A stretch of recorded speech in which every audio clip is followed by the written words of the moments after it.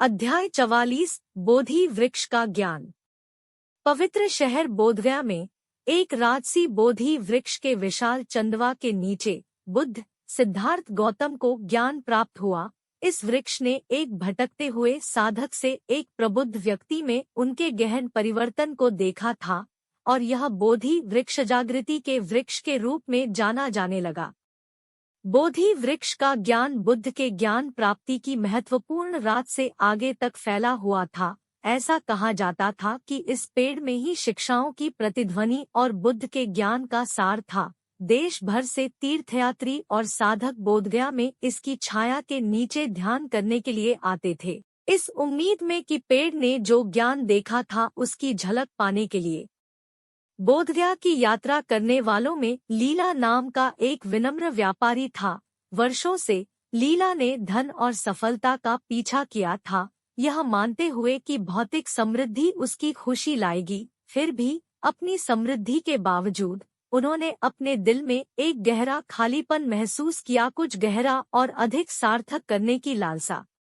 एक दिन जब वह अपने गृहांतर की भीड़भाड़ वाली सड़कों से गुजर रही थी, लीला ने यात्रियों के एक समूह को बोधि वृक्ष और उसके ज्ञान के बारे में बात करते हुए सुना। उसके भीतर कुछ हलचल मच गई। भौतिक दुनिया से परे जवाब खोजने की लालसा, उद्देश्य की भावना के साथ उन्होंने बोधगया की तीर्थयात्रा शुरू की।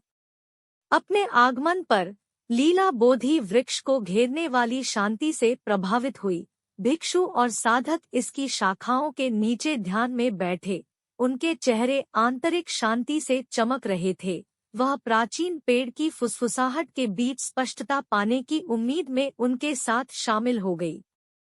दिन हफ्तों में बदल गए और लीला ने ध्यान में खुद को डुबो दिया, जिससे बोधि वृक्ष की स्थिरता उसके अस्तित्व में व्याप्त हो गई। जैसे ही उन्होंने इसकी शाखाओं को देखा, उन्होंने बुद्ध की गहन शिक्षाओं, 4 महान सत्य और 8 गुना पथ पर विचार किया।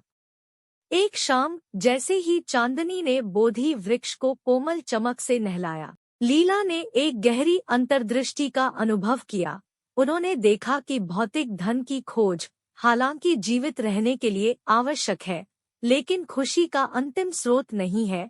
सच्चा संतोष भीतर से करुणा, कृतज्ञता और ज्ञान से भरे हृदय से उत्पन्न हुआ। इस एहसास के साथ लीला बोधिवृक्ष के पास पहुंची, जिसका हृदय कृतज्ञता से भरा हुआ था।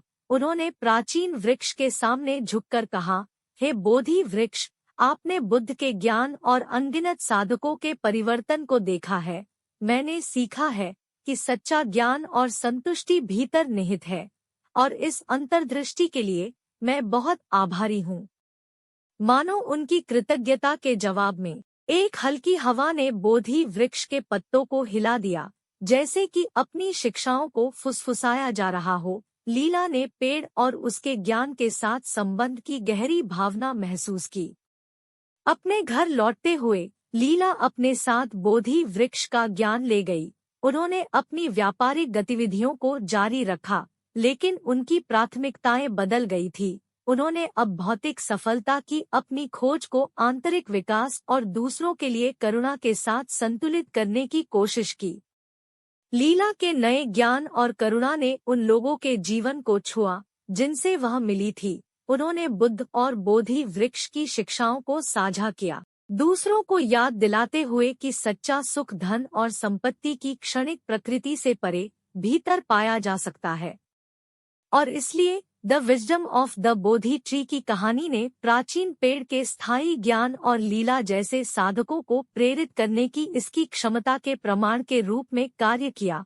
इसने उन सभी को याद दिलाया जिन्होंने इसे सुना था कि बोधि वृक्ष की तरह हम भी गहरा अंतर्दृष्टि और आंतरिक परिवर्तन पा सकते हैं, यदि हम अपना ध्यान अंदर की ओर मोड़ते हैं और ज्ञान और करुणा पैदा करते हैं।